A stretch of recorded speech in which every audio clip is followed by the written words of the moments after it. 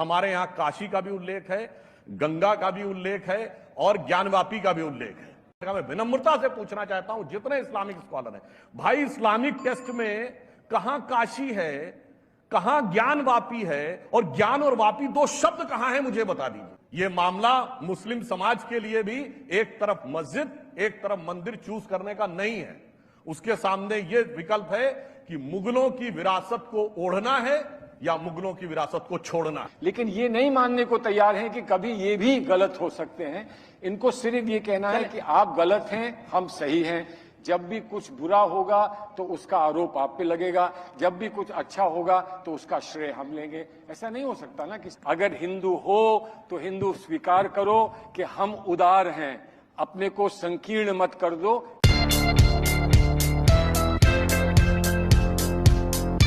अरे भाई, सारी बातें अपनी जगह हैं। आप विद्वान व्यक्ति हैं, भारत के लॉ मिनिस्टर रहे हैं और इस्लामी मामलों के भी जानकार हैं। हमारे यहां तो दसियों उदाहरण हैं।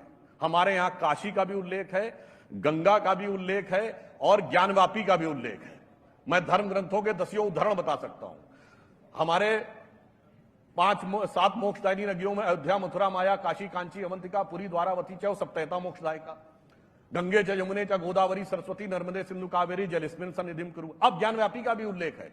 उन्होंने कहा देवस्य दक्षिणम भागे वापी तिष्ठति शोभनम तस्योदकम पीत्वा पुनर्जन्मम न भवेत्। यानी देव के दक्षिण भाग में वापी शोभित हैं, जिनका जल पीने से पुनर्जन्म नहीं होता है। यह लिंग पुराण में लिखा, स्कंद पुराण में लिखा। मैं विनम्रता से पूछना चाहता हूं जितने इस्लामिक स्कॉलर हैं, भाई इस्लामिक टेक्स्ट में कहां काशी है, कहां ज्ञानवापी है, और ज्ञान और वापी दो शब्द कहां है, मुझे बता दीजिए। ये फंडामेंटल बेस बताता है कि वो चीज वहां पे कहीं है ही नहीं। इवन आपने भी अपनी पुस्तक में ये बात एक्सेप्ट की है कि जो तोड़ा गया था औरंगजेब के द्वारा, उसके फरमान अवेलेबल है। उसके बावजूद आज ये मामला हिंदू मुसलमान का नहीं है। ये मामला मुस्लिम समाज के लिए भी एक तरफ मस्जिद एक तरफ मंदिर चूज करने का नहीं है। उसके सामने यह विकल्प है कि मुगलों की विरासत को ओढ़ना है या मुगलों की विरासत को छोड़ना है। आपका जो पार्टी का रुख रहा 370 पर, राम मंदिर पर, यूनिफॉर्म सिविल कोड पर, दशकों से है, चला आ रहा है। आप इस पर डटे हुए हैं आज भी। तो आज जब आप प्रवक्ता के तौर पर ऐसी बातें कह सकते हैं कि वहां पर अधिकार है, कि उसकी विवेचना होनी चाहिए कि हमारा शिवलिंग वहां पर है, या मथुरा में कृष्ण जी की जन्मस्थली मस्जिद के नीचे है, तो इस पर वैसा ही रुख लीजिए और ये जो 1991 का कानून है इसको हटाइए। आप हटा सकते हैं। हाँ, आपने जो बात कही वो बहुत सही है। चूंकि 1991 का कानून कोर्ट में चैलेंज हो गया है, और यदि कोर्ट ने रिजेक्ट कर दिया होता तो वो जुडिशियल प्रोसेस का हिस्सा नहीं था, तब हम उस पर लेजिस्लेटिव एक्शन ले सकते थे। आज चूंकि कोर्ट ने उसको हियरिंग के लिए एक्सेप्ट कर लिया है, अभी कोई करने से जुडिशियल प्रोसेस में हस्तक्षेप होता। जहां तक स्टैंड की बात है, हमारा स्टैंड बिल्कुल क्लियर है कि वो पूरी तरीके से गलत था। कि सुप्रीम कोर्ट के 5 जजेस ने, जिन्होंने अयोध्या मंदिर, राम मंदिर के संदर्भ में फैसला दिया है, उन्होंने 91 के एक्ट पर भी फैसला दिया है। ये कह सकते हैं कि सुप्रीम कोर्ट को मालूम नहीं था, नहीं देना चाहिए था, गलत है, समझे नहीं। लेकिन अभी सुप्रीम कोर्ट के 5 जजेस का फैसला है कि 91 का एक्ट बरकरार है। अभी है ये फैसला। तो अभी तो ये मुझसे कह रहे थे कि सुप्रीम कोर्ट को नहीं मानते, शरिया को सुप्रीम कोर्ट के ऊपर रखते हैं। अब मेरे इनकी बात से लग रहा है कि सुप्रीम कोर्ट के फैसलों को ये नहीं मानते।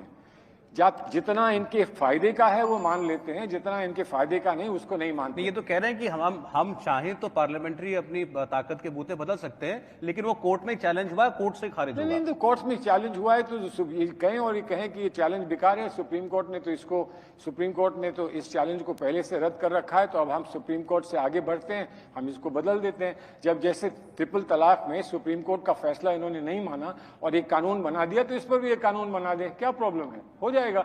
एक दफा ये तय हो ले कि सुप्रीम कोर्ट को सिर्फ अपने काम के लिए रखना है या सुप्रीम कोर्ट को निष्पक्ष रूप से इस मुल्क के फैसले करने देना है, क्या करना है। कभी कभी उनके फैसले हमको कष्ट देंगे, हमें स्वीकार करना चाहिए, क्योंकि हम हमेशा सही नहीं हो सकते। लेकिन ये नहीं मानने को तैयार हैं कि कभी ये भी गलत हो सकते हैं। इनको सिर्फ ये कहना है कि आप गलत हैं, हम सही हैं। जब भी कुछ बुरा होगा तो उसका आरोप आप पे लगेगा, जब भी कुछ अच्छा होगा तो उसका श्रेय हम लेंगे। ऐसा नहीं हो सकता ना कि भाई इस्लाम तो अमले रसूल है ना, अमले बादशाहत नहीं। तो कभी बाबर के नाम की मस्जिद के लिए लड़ाई, कभी औरंगजेब के लिए लड़ाई। अरे बादशाहों के कर्मों को अपने ऊपर क्यों ओढ़ना? यही तो मैं कहना चाहता हूं कि विवाद समाप्त कर दीजिए। एक बार ईमानदारी से कहिए कि जो भी पूर्व काल में अत्याचार हुए, जो नृशंस घोर अत्याचार हुए, उन सब से हम अपना संबंध विच्छेद करते हैं। अन्यथा कोई ये कहे आज के जर्मनी में कि साहब ज्यूज और जर्मन्स के बीच में भाईचारे का प्रतीक ये रहेगा कि कोई जर्मन खड़े होकर ये कहे कि Adolf Hitler, Rudolf Hess, Adolf Eichmann और हरमन गोरिंग ने जो ज्यूज का होलोकास्ट किया था वो हमारे लिए गर्व की बात है। औरंगजेब को आकर लोग टीवी चैनल पर रहमतुल्लाह अल सलेह बोलेंगे, 2007 में उसकी 300वीं वर्षगांठ मनाएंगे और फिर कहेंगे भूल जाओ पुरानी बात। अरे मैं तो कह रहा हूं साहब, भूलने को तैयार हैं आप, तो भूलने को तैयार हो आप। बाबर, तुगलक, औरंगजेब, इशरत जहां, याकूब मेनन, जाकिर नायक, बुरहान वानी से जोड़ने को तैयार हैं, क्यों नहीं अमीर खुसरो, अब्दुल रहीम खान खाना, इतने बड़े कृष्ण भक्त कवि सैयद इब्राहिम रसखान, जिन्होंने कहा मानुस हो तो वही रसखान बसों ब्रज गोकुल गांव के कारण, इतने बड़े कृष्ण भक्त कवि फारूक आलम शेख, और तो और औरंगजेब, ये कहते गंगा जमनी तहजीब, ये शब्द कहां से आया? औरंगजेब का बड़ा भाई दारा शिको, उसने किताब लिखी मंजुमल बहरीन, मतलब दो समुद्रों का मिलन। और इतना ही नहीं, उसने उपनिषदों का फारसी में अनुवाद कराया, उसका नाम रखा सिर्रे अकबर, वर्ड्स ऑफ गॉड। वहां से वो लैटिन में और वहां से जर्मन में ऑर्थर शोपेनहावर ने ट्रांसलेट कराया। और उस दारा शिको का सर काट के थाली में सजा के जेल में बंद अपने बाप को देने वाला वो गंगा जमनी तहजीब का प्रतीक है, और दारा शिको नहीं। अरे भाई आप दारा शिको से जोड़िए आप। उसके बाद और लास्ट में बात कर दो, लेटेस्ट आता हूं, डॉक्टर एपीजे अब्दुल कलाम से बड़ा साइंसदान आलम इस्लाम में नहीं पैदा हुआ। उनके नमाजे जनाजा में कितने सेकुलर गए थे पूछता हूं। बुरहान वानी, याकूब मेनन, इनके लिए खूब बयान, और उनके जाएंगे आतंकवादियों के में, डॉक्टर कलाम के में नहीं गए। उस्ताद बिस्मिल्लाह खान ने 15 अगस्त 47 को सबसे पहले शहनाई बजाई थी, कितने लोग गए थे उनके नमाजे जनाजा? 2015 में वीर अब्दुल हमीद की शहादत की 50वीं वर्षगांठ हुई, सिर्फ भाजपाइयों के अलावा कितने लोग गए थे? मैं पूछना चाहता हूं।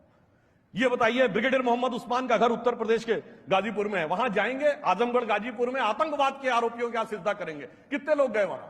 समस्या हिंदू मुस्लिम की नहीं है, मुस्लिमों में कट्टरपंथी मानसिकता है और उसी को उनका प्रतिनिधि बना दिया गया है और उसी से कहा जाता है एडजस्ट करके रखना। समस्या ये चंद्रशेखर जी के समय में